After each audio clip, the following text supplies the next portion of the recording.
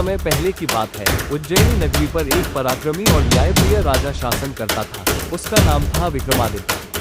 राजा न सिर्फ वीर था, बल्कि धर्म का पालन करने वाला, बुद्धिमान और सत्यनिष्ठ शासक भी था। उसके शासन में प्रजा सुखी और समृद्ध थी। एक दिन एक तांत्रिक साधु ने राजा विक्रम से एक विशेष निवेदन किया। उसने कहा कि जंगल में एक पीपल के पेड़ पर एक शव लटका है, जिसमें बेताल नामक एक प्रेत वास करता है। वो तांत्रिक उस बेताल को अपने तांत्रिक साधनों में उपयोग करना चाहता था, परंतु केवल राजा विक्रमादित्य ही इतने पराक्रमी थे कि उस बेताल को ला सकते थे। राजा ने प्रण किया कि वो हर हाल में उस बेताल को पकड़कर तांत्रिक के पास लाएगा। वो अकेला ही अंधेरी रातों में शमशान के समीप स्थित उस पीपल के पेड़ के पास पहुंचा। वहां उसने शव को उतारा और अपने कंधे पर रखकर चल पड़ा। लेकिन ये कोई साधारण शव नहीं था। उसमें वास करता था चतुर और मायावी बेताल।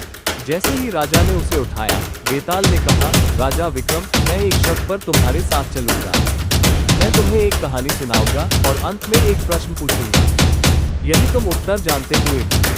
राजा ने सहमति दी। बेताल ने पहली कहानी सुनाई। एक बार की बात है, एक राजा की 3 रानियां थीं। तीनों से उसे एक एक पुत्र हुआ। एक दिन तीनों राजकुमारों ने एक सुंदर राजकुमारी से विवाह की इच्छा जताई। राजा ने उत्तर दिया, राजकुमारी को उससे विवाह करना चाहिए जिससे उसका मन सबसे अधिक जुड़ा है। विवाह केवल योग्यताओं से नहीं, हृदय के संबंध से जुड़ा होता है। बेताल हंसा और बोला, तुमने ठीक उत्तर दिया, लेकिन अब मैं फिर लौट रहा हूँ। ये कहकर वो उड़ गया और फिर पेड़ पर जाकर लटक गया।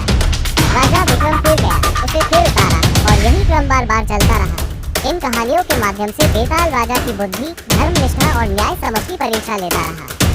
अंततः जब विक्रम ने सभी कहानियों के उत्तर दे दिए, तो बेताल ने तांत्रिक की असली मंशा उजागर की। वो राजा को मारकर बलिदान देना चाहता था।